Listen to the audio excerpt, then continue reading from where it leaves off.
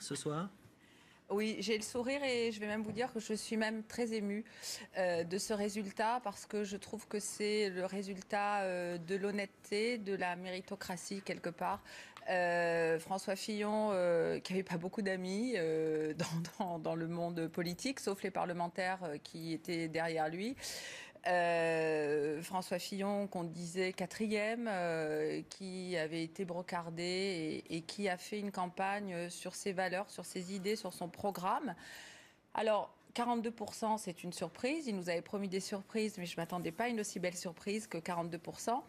Mais, sur des résultats provisoires. Sur les résultats provisoires, mais enfin, la tendance est quand même très, très importante et il est nettement en tête, alors qu'on l'imaginait quatrième dans bien des cas. Mais vous l'expliquez comment? Est-ce que c'est vraiment l'anti-Nicolas Sarkozy? Est-ce que c'est une autre version d'Alain Juppé? Qu'est-ce qu'il représente pour les électeurs de droite, a priori? Alors, je pense que je l'explique déjà par l'analyse de ce qui se passe dans la réalité. C'est-à-dire que François Fillon avait déjà gagné la bataille de la mobilisation. Je rappelle qu'à son meeting de Sablé, il y avait plus de 3000 personnes. Sablé, c'est pas la couronne parisienne, c'est pas sur une ligne de TGV. C'est assez compliqué d'y aller. Mais les meetings de tous les candidats étaient pleins. Non, mais pas comme ça. Et pas dans des endroits aussi isolés. C'est lui qui avait gagné la bataille aussi des idées, puisque son programme a été copié. C'est lui qui a imposé le ton aussi lors des débats, puisque lors du premier débat, je me souviens à plusieurs reprises où les candidats ont dit Fillon a raison, ou les thèmes même pour le deuxième et le troisième débat.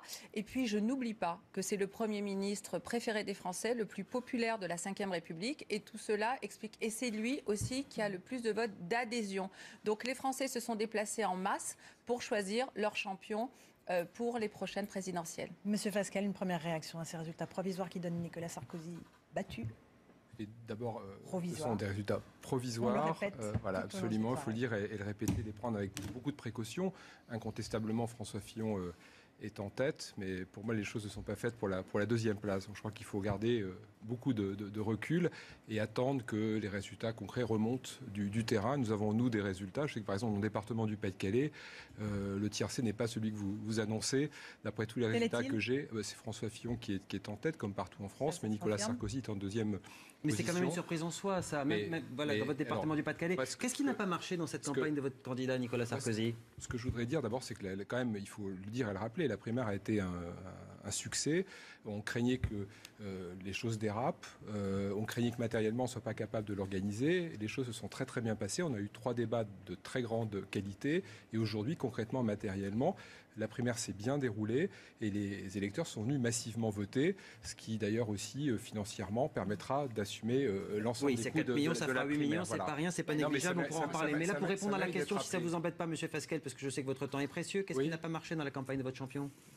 Écoutez, il faudra prendre le temps de l'analyse. Je crois que Nicolas Sarkozy s'est adressé aux électeurs de la droite et du centre avec beaucoup de clarté, beaucoup de franchise. Il a été aussi très très attaqué au cœur de la campagne. Il avait su créer une dynamique qui a été quand même abîmée de par de multiples attaques dont il a été malheureusement la victime et dont il a été l'objet.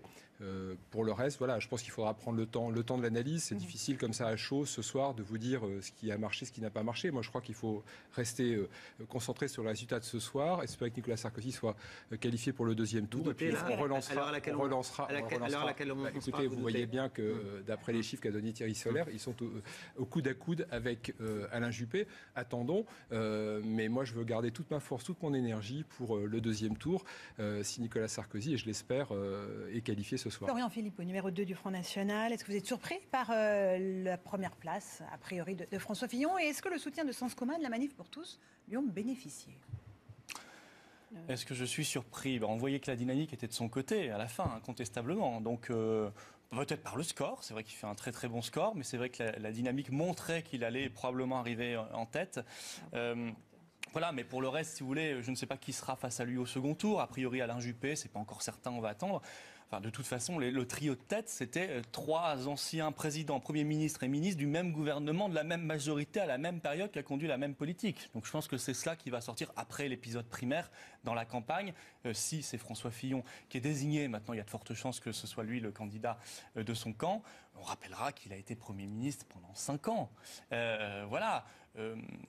Et qu'il a été le Premier ministre de Nicolas Sarkozy, et donc ils étaient comme les 2 doigts de la main. Ils ont fait exactement la même politique, et on ira creuser son programme. C'est quand même un programme extrêmement dur. 500 000 fonctionnaires en moins, c'est-à-dire des services publics en moins massivement, partout, dans la ruralité, dans les banlieues, partout, et une augmentation de la TVA. D'ailleurs, les 2 candidats qui restent en lice, apparemment Juppé et Fillon, sont tous les 2 pour une augmentation de la TVA, c'est-à-dire moins de pouvoir d'achat pour les Français. Mais tout ça, on aura le temps d'y revenir. Ma question, c'était la manif pour tous, ce corps constitué. Est-ce que ça a pu jouer en faveur de François Fillon ?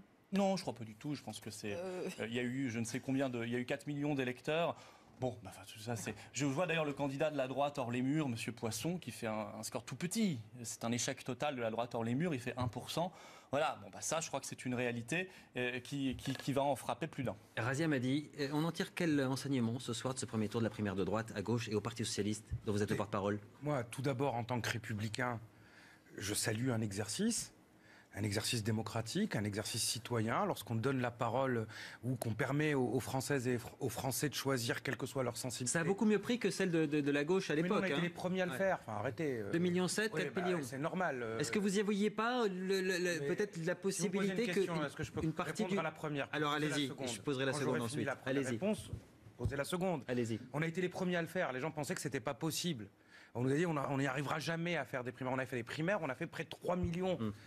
Et ça ne concernait quasiment que des candidats socialistes. Bon, je salue quand même notre ami Jean-Michel Baillet qui était candidat. Mais c'était principalement un parti. Donc c'est pas la même chose où là on a plusieurs sensibilités, la droite et le centre. Bref, donc moi je salue cela. Je combats leurs idées, je rappellerai leur bilan. Je soulignerai leurs insuffisances, la violence de leur programme, le conservatisme d'un Fillon, l'ancienneté qui quelquefois rime avec archaïsme chez Juppé. Mais la leçon, puisque vous me posez la question, je pense qu'en politique, malgré les sondages, ça sera un débat, je pense, qu'on pourra avoir dans les jours qui viennent, eh bien, malgré ce qu'on peut vous dire dans la rue, parce que ce qui se dit dans la rue lorsqu'on vous interpelle, c'est souvent la conséquence du sondage du matin, quelquefois, on gagne toujours à défendre ses convictions. Et je pense que dans cette primaire, il y a eu le candidat de droite. Il y a eu le candidat de droite qui disait « je suis de droite, mais moi je suis un peu plus du centre ». Il y avait le candidat de droite qui disait sur sauce de pain au chocolat, de frites, de bœuf bourguignon, enfin bref, je sais pas. Je suis de droite, mais moi je suis plus celui qui peut faire barrage au Front National. Et puis il y en a un qui a dit je suis de droite. Donc je suis de droite avec la manif pour tous, je suis de droite avec 500 000 chômeurs en moins, ça risque pas, il en a fait 700 000 de plus, mais en tout cas 500 000 fonctionnaires en moins. Et c'est peut-être ça qu'a été la recette de cette surprise. Direction le QG du champion de la soirée, en tout cas pour l'heure, François Fillon, Amélie Carrère, vous êtes sur place. Les réactions, j'imagine, ont été vives et satisfaites après l'annonce de ces premiers résultats.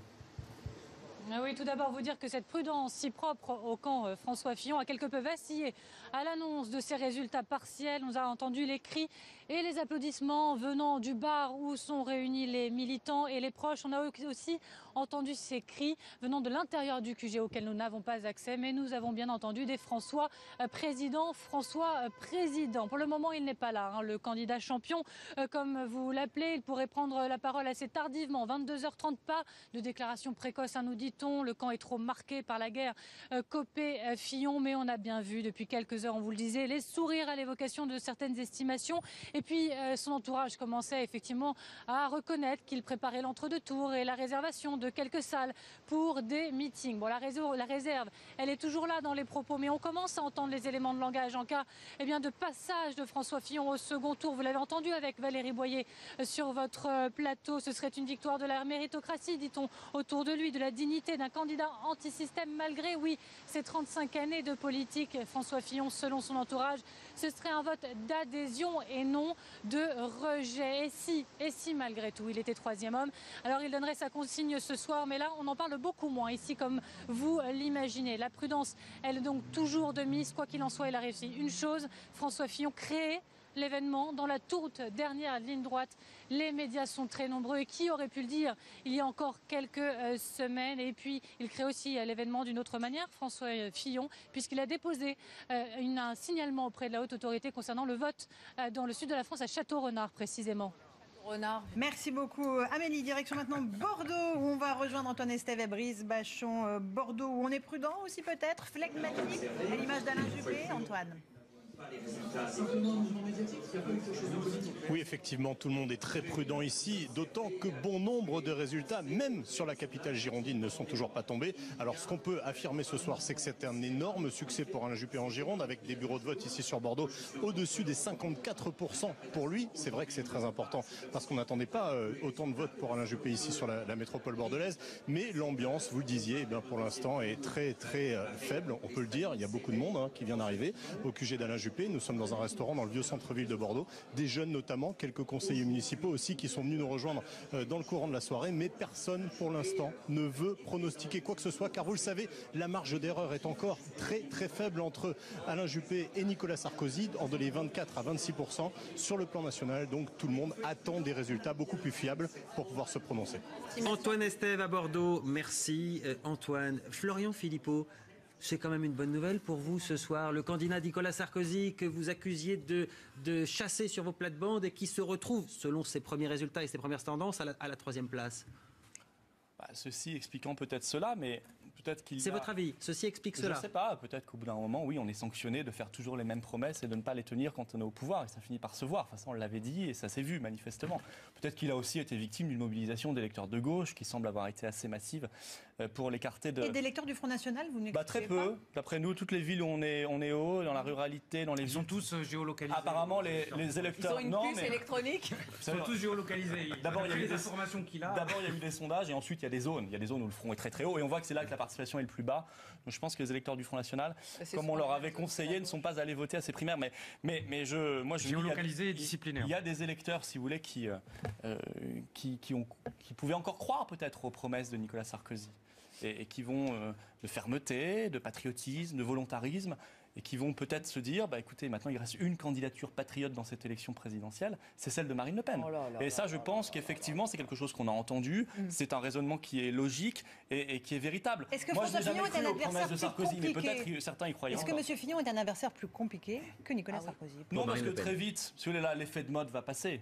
On nous demandait l'explication. Il y a eu un effet de mode en fin de campagne. Ça fait qu'il gagnait 10 points par jour, ce qui montre l'effet de mode. Quand vous gagnez 10 points par jour... ça vous fait réagir? Allez-y. Non, mais je pense que François Fillon va vite se souvenir de son bilan, si vous voulez, qui est le même que celui de Sarkozy.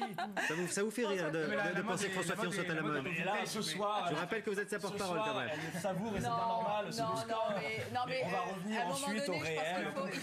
Il faut être un petit peu raisonnable. Valérie Boyer, puis... Il a un bilan quand même, François Fillon. Oui, il a un bilan, il a un bon bilan.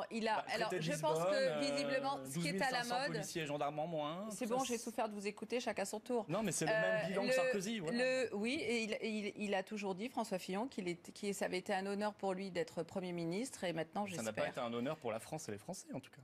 Écoutez, ce que je retiens, je ne suis pas du tout sur un nuage, parce qu'on a la tête froide, parce que c'est l'objet... 26,2, Nicolas Sarkozy à 23,7, Bruno Le Maire 2,9, Nathalie Kosciusko-Morizet 2,2, Jean-Frédéric Poisson 1,4 et Jean-François Copé 0,3. Voilà, donc des résultats qui s'affinent au fil de la soirée. Frédéric Dabi. Oui, donc la dynamique Fillon est complètement confirmée. On n'imagine pas sortir de cette première place. L'incertitude entre Nicolas Sarkozy et Alain Juppé est un peu moins de mise, puisque l'écart maintenant est de plus de 2 points. Ce qui frappe, c'est le côté laminoir et attrape-tout de François Fillon, puisque les autres candidats, Bruno Le Maire, qui est entre 5 et 7% dans les enquêtes d'attention de vote, Nathalie Kosciusko-Morizet et les autres, ont des scores extrêmement faibles, inférieurs à 4%. En tout cas, on a vu 2 mouvements au cours de cette campagne. La dynamique Fillon, qui s'est accompagné d'une très forte érosion des attentions de vote en faveur d'Alain Juppé, qui dans les enquêtes fiduciaires a perdu 10 points en l'espace de 15 jours. Le dernier mouvement que les sondages n'ont pas vu en fin de campagne, c'est un recul très fort de Nicolas Sarkozy, qui jusque-là était resté parfaitement stable et premier chez les sympathisants des Républicains. La très forte participation a sans doute noyé le vote Nicolas Sarkozy. On se faisait au détriment d'Alain Juppé. Visiblement, cette percée de François Fillon s'est faite aussi au détriment de Nicolas Sarkozy. Il faudra regarder aussi de près l'analyse du corps électoral. On sait qu'il y a quand même des électeurs de gauche. Moi, c'est des informations qui me sont remontées des bureaux de vote et également les sondages le montrent, qui se sont. Ce sont les éléments de langage de la soirée pour les proches de Nicolas Sarkozy. Il n'y a pas d'éléments de langage. Il a été éventuellement éliminé dès le premier tour à cause des électeurs de gauche. Non, mais attendez, vous me demandez une analyse et je pense qu'objectivement, personne ne peut dire le contraire. Si les électeurs de gauche sont allés voter, ils ne sont pas allés voter pour Nicolas Sarkozy. C'est absolument évident. Et puis, moi, je voudrais dire un mot aussi des autres candidats, parce qu'il y a de toute évidence eu un effet de vote utile aussi, qui fait que malheureusement, les autres candidats sont à un niveau très bas. Vous avez des citoyennes et des citoyens. Ces citoyennes et ces citoyens, on leur a dit, voilà, la règle du jeu, vous rentrez, vous déclarez telle ou telle chose. Vous avez des gens que je connais qui ne sont pas encartés, qui ne sont pas militants, qui ont dit, bon, moi je ne suis pas de droite. Vous n'êtes pas allé voter, Razia Madior? Bien sûr que non. Pourquoi bien sûr que non? Bien sûr que non, parce que quand vous êtes de gauche, mais pourquoi non? Mais parce que quand vous êtes de gauche, au regard de leur programme, aller voter à leur primaire, c'est comme si vous étiez une vache qui va à l'abattoir en souriant et qui en plus qui paye pour choisir la lame. Donc évidemment. Mais oui, mais c'est vrai. Enfin, je veux dire, moi, attendez, mais 2 secondes. Je suis dans une ville où il y a 37 classes qui n'ont pas ouvert quand j'ai été élu député. Aujourd'hui, elles s'ouvrent toutes parce qu'il y a des profs en face pour départager. Marion Maréchal Le Pen. Pour se départager en famille. Le père, la fille, la petite fille, la nièce. Madame Vautrin, est-ce que on parlerait à l'issue du premier tour de Nicolas Sarkozy comme le 3e homme de ce premier tour. Qu'est-ce qui n'a pas fonctionné selon vous dans cette campagne, dans sa campagne? Écoutez, moi, j'en suis pas encore là. Dans sa campagne, il y a eu des salles qui étaient pleines, des rencontres importantes. Et je pense qu'on voit qu'aujourd'hui, on est encore au moment où nous nous parlons au coude à coude. Donc, attendons pour tirer les conclusions. Ayons les résultats définitifs. Et il fera jour demain matin pour en tirer les conclusions. Mais en tout cas, une chose est certaine, c'est que Nicolas Sarkozy a été, depuis le début de cette campagne, l'homme à abattre. Et quelque part, je pense que cela a incontestablement joué. Catherine Vautrin d'avoir été en direct avec nous depuis le QG de Nicolas Sarkozy. On va peut-être, Olivier, regarder les résultats affinés. Ils s'affinent évidemment au fil de la soirée. On était sur 2000 bureaux de vote. Là, on est aux alentours de 4000 bureaux de vote dépouillés, avec à peu près toujours le même tiercé. Et un écart qui se trouve, 26-7, 22-9, vous voyez, entre Alain Juppé et Nicolas Sarkozy. Frédéric Dabi, je me retourne vers vous. À ce niveau de dépouillement, on est sur 5500 bureaux de vote. Je rappelle qu'il y en a un tout petit peu plus de 10 000. Donc on est finalement sur plus de la moitié maintenant. Est-ce que cet écart-là est encore dans une marge d'erreur potentielle pour savoir qui passe 2 ou 3e? Je n'en sais rien. Je vais être tout à fait honnête. On a donc la moitié des bureaux de vote dépouillés. L'écart devient net entre Alain Juppé et Nicolas Sarkozy. Il y a environ 4 points. S'il y a 4 millions d'électeurs, 4 points, ça fait que 160 000 votants. Ce n'est pas non plus beaucoup, mais la tendance est très très nette. Et j'ai des éléments sur des grandes villes où Alain Juppé serait devant Nicolas Sarkozy, avec bien sûr François Fillon en tête. On s'achemine de plus en plus sur ce duel Fillon-Juppé. La dynamique Fillon qu'on a vue en fin de campagne a tout chamboulé. Florent Philippot, est-ce que Marine Le Pen va ajuster sa campagne en fonction du candidat qui sera désigné par les Républicains? Alors, pas du tout. Oui, elle court dans son couloir, elle fait sa campagne. Nous avons toujours fait l'analyse que, quelles que soient les postures un peu marketing de cette primaire, c'était évidemment les mêmes, qu'ils partageaient le même bilan. Et elle va développer, je crois que si c'est François Fillon, ou Alain Juppé d'ailleurs, qui est désigné comme candidat à la fin, ce sera très très net. C'est vrai qu'ils enfument peut-être moins que Nicolas Sarkozy, ils assument plus leur européisme, leur communautarisme, leur caractère ultralibéral, ça c'est le moins qu'on puisse dire, et peut-être que ça tranchera un peu plus facilement. Pourquoi vous avez dit communautarisme? Moi je suis pas de droite, moi je n'ai pas à défendre Juppé ou Fillon, mais ça serait bien que dans la vie politique qui vient... Là vous m'avez interpellé comme un partisan de Fillon. Non, c'est pas ça comme citoyen. Parce que je pense que ça serait bien pour la vie politique qui vient qu'on arrête de raconter des conneries. Pourquoi vous avez dit communautarisme? Vous n'avez pas le sentiment, mais peut-être parce que François Hollande fait la même politique. Non, pourquoi vous avez dit communautarisme? Parce que depuis des dizaines d'années, et ça s'est accéléré depuis 10 ans. J'aime bien votre ferveur pour défendre le camp. Vous auriez dû concourir dans leur primaire parce que vous avez une certaine ferveur. Soyez républicain. Mais en tout cas, depuis 10 ans, le communautarisme explose en France. Mais c'est pas le sujet. Excusez-moi. Vous pouvez pas traiter les gens de communautaristes, même s'ils sont pas de mon camp, sans que vous ayez un élément concret. Si vous ne voyez pas le Sinon vous communautarisme, salissez le débat public. Ou alors vous estimez... Vous le polluez. Monsieur Ramzi Amadi. Ramzi, il est avec Eric, ils sont pas sur le plateau. Vous estimez vous estimez que tout le communautarisme qui existe en France, à moins que vous estimiez qu'il n'y a pas de communautarisme. Oui, il y en a, bien sûr, il faut le combattre. Donc s'il y en a, il est donc dû pour le uniquement... combattre, il ne faut pas dire Alors donc, lui, il a dit ça et c'est pas donc vrai. vous estimez qu'il est dû uniquement à François Hollande, puisqu'il ne serait pas dû au quinquennat précédent. Donc tout ça n'a pas de sens ce que vous dites. Évidemment que les gouvernements successifs de droite et de gauche ont une vision communautariste des choses. Ils ont développé le clientélisme au niveau local en faveur du communautarisme. Florian Philippot, puisque c'est le mot... Avec ça, au bénéfice quoi? Au bénéfice de l'arrêt de l'immigration et de l'assimilation. Florian Philippot, puisque c'est le mot que vous employez... Ni Fillon ni Juppé ne proposent l'arrêt de l'immigration et l'assimilation républicaine. Puisque c'est le mot que vous employez, effectivement, ce qu'on disait tout à l'heure, c'est-à-dire que pour vous, c'est peut-être une bonne nouvelle, parce que Nicolas Sarkozy a beaucoup employé ce mot dans sa campagne, non au communautarisme, justement, non, parfois même à cette logique multiculturelle. Voilà. Donc, pour vous aujourd'hui, est-ce que vous considérez que ça laisse un couloir un peu plus grand sur la question identitaire pour Marine Le Pen, ce qui est en train de se passer là? Le débat sera beaucoup plus clair pour tout le monde, parce que Fillon comme Juppé assument davantage leur réalité. Sarkozy avait la même réalité, mais il l'a cachée dans les discours. Valérie Boyer qui veut intervenir depuis un petit moment sur ce plateau. Voilà, maintenant je pense que ça suffit de sortir de ce disque rayé. On a l'impression qu'on branche et qu'on a toujours la même sérénade. Je pense que ce soir, si François Fillon dégage, parce que visiblement avec la moitié des bureaux dépouillés... Il a déjà convaincu mon voisin en tout cas. Ça c'est une belle prouesse. On peut estimer qu'il arrive vraiment en tête de ce premier tour. Et je pense pour moi, une des clés de l'explication de ce scrutin et de ce raz-de-marée, parce que c'est vraiment un raz-de-marée, c'est de constater que c'est la cohérence du comportement, de l'attitude et du projet de François Fillon, qui n'a jamais négocié sur son projet, qui a abordé tous les sujets avec franchise et qui n'a pas versé dans la facilité ni dans le populisme. Et je crois que c'est ce langage de vérité, c'est ce langage du courage, y compris quand il était seul dans l'espace médiatique.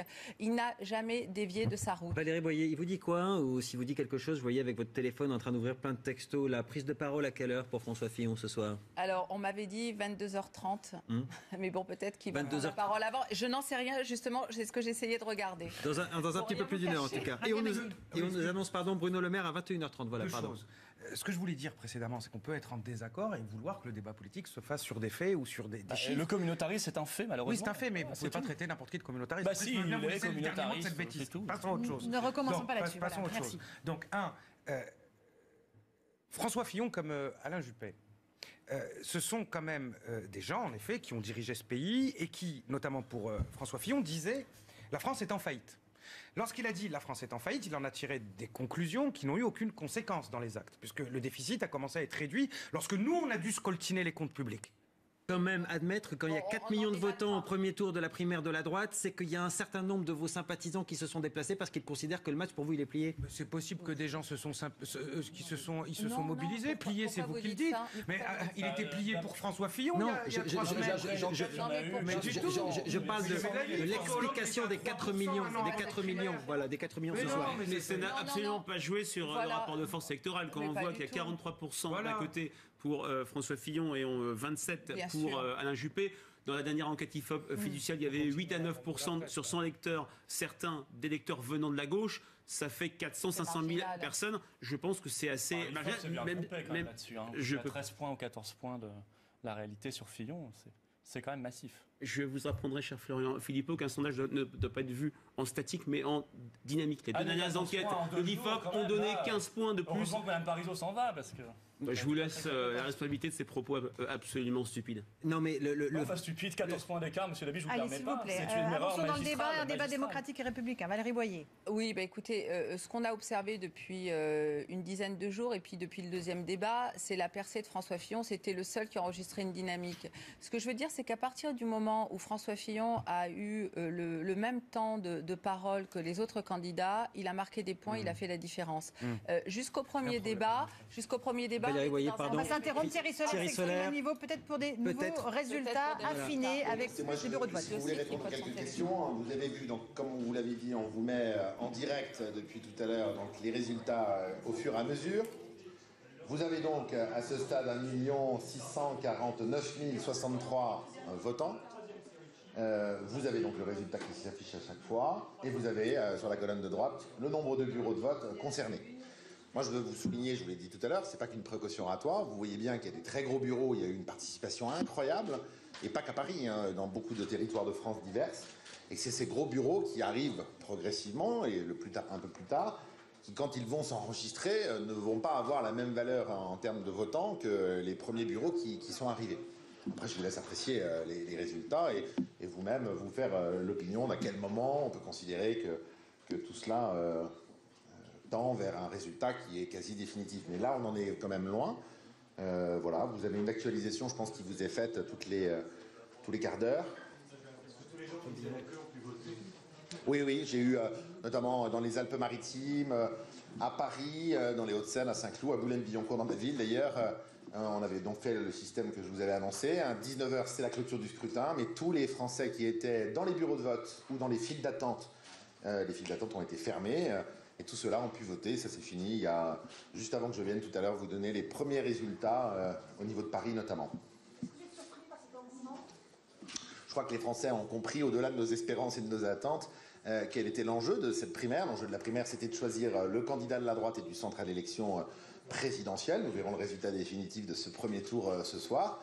Mais de toute évidence, dans le contexte que connaît notre pays, c'est-à-dire beaucoup de pauvreté, 8 millions de pauvres, 6 millions de chômeurs, 1 million de chômeurs de plus depuis l'élection de François Hollande, un Front National qui a fait des scores importants à l'occasion des dernières régionales. Les Français ont compris que se jouait là le choix du candidat de la droite. Ça c'est certain, c'est la nature même de l'exercice, mais probablement le choix du finaliste de la présidentielle et peut-être même du choix du futur président de la République. Les Français auront...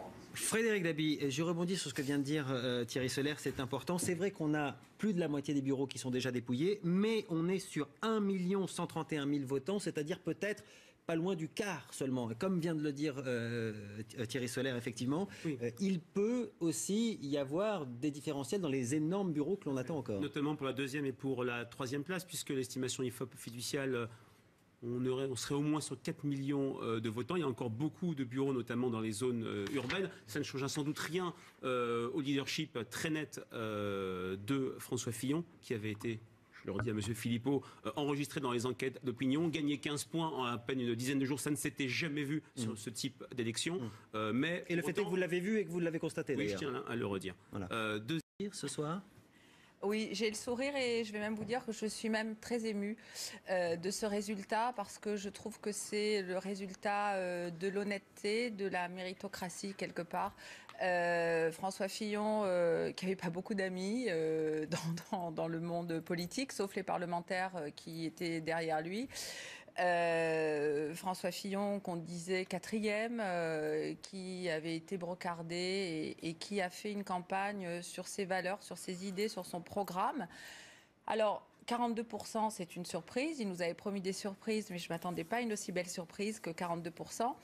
Mais, sur des résultats provisoires. Sur les résultats provisoires, mais enfin, la tendance est quand même très, très importante et il est nettement en tête, alors qu'on l'imaginait 4e dans bien des cas.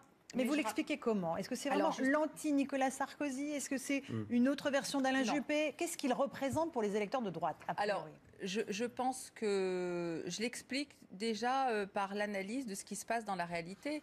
C'est-à-dire que François Fillon avait déjà gagné la bataille de la mobilisation. Je rappelle qu'à son meeting de Sablé, il y avait plus de 3000 personnes. Sablé, c'est pas la couronne parisienne, c'est pas sur une ligne de TGV. C'est assez compliqué d'y aller. Mais les meetings de tous les candidats étaient pleins. Non, mais pas comme ça. Et pas dans des endroits aussi isolés. C'est lui qui avait gagné la bataille aussi des idées, puisque son programme a été copié. C'est lui qui a imposé le ton aussi lors des débats, puisque lors du premier débat, je me souviens à plusieurs reprises où les candidats ont dit Fillon a raison, ou les thèmes même pour le deuxième et le troisième débat. Et puis je n'oublie pas que c'est le Premier ministre préféré des Français, le plus populaire de la Ve République, et tout cela explique. Et c'est lui aussi qui a le plus de votes d'adhésion. Donc les Français se sont déplacés en masse pour choisir leur champion pour les prochaines présidentielles. Monsieur Fasquelle, une première réaction à ces résultats provisoires qui donnent Nicolas Sarkozy battu? Et d'abord, ce sont des résultats provisoires. Voilà, absolument, il faut le dire et le répéter, les prendre avec beaucoup de précautions. Incontestablement, François Fillon est en tête, mais pour moi, les choses ne sont pas faites pour la deuxième place. Donc, je crois qu'il faut garder beaucoup de recul et attendent que les résultats concrets remontent du terrain. Nous avons, nous, des résultats. Je sais que, par exemple, dans le département du Pas-de-Calais, le tiercé n'est pas celui que vous annoncez. D'après tous les résultats que j'ai, c'est François Fillon qui est en tête, comme partout en France, mais Nicolas Sarkozy est en deuxième position. Mais c'est quand même une surprise en soi, ça. Voilà, dans votre département du Pas-de-Calais. Qu'est-ce qui n'a pas marché dans cette campagne de votre candidat, Nicolas Sarkozy? Ce que je voudrais dire d'abord, c'est que quand même, il faut le dire et le rappeler, la primaire a été un succès. On craignait que les choses dérapent. On craignait que matériellement, on ne soit pas capable de l'organiser. Les choses se sont très très bien passées. On a eu 3 débats de très grande qualité. Et aujourd'hui, concrètement, matériellement, la primaire s'est bien déroulée et les électeurs sont venus massivement voter, ce qui d'ailleurs aussi financièrement permettra d'assumer l'ensemble des coûts de 4 millions, ça fera 8 millions, c'est voilà. pas rien, c'est pas négligeable, on pourra en parler. Mais là, pour répondre à la question, si ça vous embête pas, Monsieur Fasquelle, parce que je sais que votre temps est précieux, qu'est-ce qui n'a pas marché dans la campagne de votre champion? Écoutez, il faudra prendre le temps de l'analyse. Je crois que Nicolas Sarkozy s'est adressé aux électeurs de la droite et du centre avec beaucoup de clarté, beaucoup de franchise. Il a été aussi très très attaqué au cœur de la campagne. Il avait su créer une dynamique qui a été quand même abîmée de par de multiples attaques dont il a été malheureusement la victime et dont il a été l'objet. Pour le reste, voilà, je pense qu'il faudra prendre le temps de l'analyse. C'est difficile comme ça à chaud ce soir de vous dire ce qui a marché, ce qui n'a pas marché. Moi, je crois qu'il faut rester concentré sur le résultat de ce soir. Espérer que Nicolas Sarkozy soit qualifié pour le deuxième tour. Et puis on relancera. Écoutez, vous voyez bien que d'après les chiffres qu'a donné Thierry Solaire, ils sont au coude à coude avec Alain Juppé. Attendons. Mais moi, je veux garder toute ma force, toute mon énergie pour le deuxième tour. Si Nicolas Sarkozy, et je l'espère, est qualifié ce soir. Florian Philippot, numéro 2 du Front National. Est-ce que vous êtes surpris par la première place, a priori, de François Fillon? Et est-ce que le soutien de Sens commun, de la Manif pour tous, lui ont bénéficié? Est-ce que je suis surpris? On voyait que la dynamique était de son côté, à la fin, incontestablement. Donc, peut-être par le score. C'est vrai qu'il fait un très très bon score, mais c'est vrai que la dynamique montrait qu'il allait probablement arriver en tête. Voilà, mais pour le reste, si vous voulez, je ne sais pas qui sera face à lui au second tour. A priori, Alain Juppé, c'est pas encore certain, on va attendre. Enfin, de toute façon, le trio de tête, c'était 3 anciens présidents, premiers ministres et ministres du même gouvernement, de la même majorité, à la même période, qui a conduit la même politique. Donc je pense que c'est cela qui va sortir après l'épisode primaire dans la campagne. Si c'est François Fillon qui est désigné, maintenant il y a de fortes chances que ce soit lui le candidat de son camp. On rappellera qu'il a été Premier ministre pendant 5 ans. Voilà. Et qu'il a été le Premier ministre de Nicolas Sarkozy, et donc ils étaient comme les 2 doigts de la main. Ils ont fait exactement la même politique, et on ira creuser son programme. C'est quand même un programme extrêmement dur. 500 000 fonctionnaires en moins, c'est-à-dire des services publics en moins massivement, partout, dans la ruralité, dans les banlieues, partout, et une augmentation de la TVA. D'ailleurs, les 2 candidats qui restent en lice, apparemment Juppé et Fillon, sont tous les 2 pour une augmentation de la TVA, c'est-à-dire moins de pouvoir d'achat pour les Français. Mais tout ça, on aura le temps d'y revenir. Ma question, c'était la Manif pour tous, ce corps constitué. Est-ce que ça a pu jouer en faveur de François Fillon? Non, je crois pas du tout. Je pense que c'est. Il y a eu, je ne sais combien il y a eu 4 millions d'électeurs. Bon, tout ça, c'est. Je vois d'ailleurs le candidat de la droite hors les murs, Monsieur Poisson, qui fait un score tout petit. C'est un échec total de la droite hors les murs. Il fait 1%.